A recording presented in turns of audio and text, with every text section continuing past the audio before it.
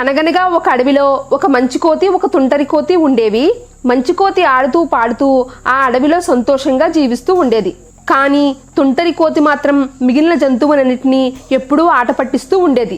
దాని చేష్టలకు చాలా జంతువులు ఇబ్బంది పడేవి, కానీ ఏమీ అనలేకపోయేవి. ఒక చోట గుంపుగా ఉన్న కప్పలను చూసి మీకు ఆహారం చూపిస్తాను రండి అని పాము దగ్గరకు తీసుకుని వెళ్ళేది. ఆ పామును చూడగానే ప్రాణభయంతో పరుగులు తీస్తున్న కప్పలను చూసి ఆనందపడేది. చీమల పుట్టలో నిద్రిస్తున్న పాములను కదిపి చీమలతో కుట్టిస్తూ ఆనందపడేది. జింకలను వెంబడించేది. గాడిద కంట్లో మట్టి కొట్టి బాధ పెట్టేది. ఉడితలపైకి చిన్న చిన్న రాళ్ళు విసిరేది. ఇలా అల్లరి పనులతో తుంటరి కోతి చేస్తున్న చేష్టలు మంచి కోతికి నచ్చేవి కావు. అలాంటి పనులు చేయడం తప్పు అని చాలాసార్లు తుంటరి కోతిని హెచ్చరిస్తూ ఉండేది. అయినా ఆ తుంటరి కోతి చేసే పనులు ఆపేది కాదు.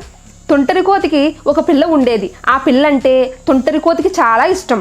ఆ పిల్లకోతి ఒకరోజు కనిపించకుండా పోతుంది. తుంటరి కోతి ఎంత వెతికినా ఆ పిల్లకోతి కనిపించదు. పిల్లకోతి కనిపించకపోయేసరికి తుంటరి కోతి చాలా బాధపడుతుంది.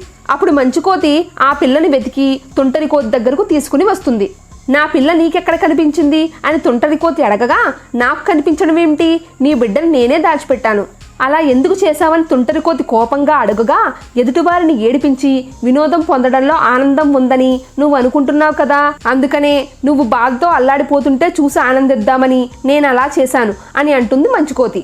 ఒకరిని ఏడిపించి అందులో మనం సంతోషం వెతుక్కోవడం ఎంత తప్పో నీకు అర్థమయ్యేలా చేశాను అని చెబుతుంది మంచి కోతి. ఎవరినైనా ఏడిపిస్తే ఎంత బాధపడతారో తుంటరి కోతికి అర్థమవుతుంది. ఆ తరువాత నుంచి తుంటరి కోతి అల్లరి పనులను చేయడం మానేస్తుంది.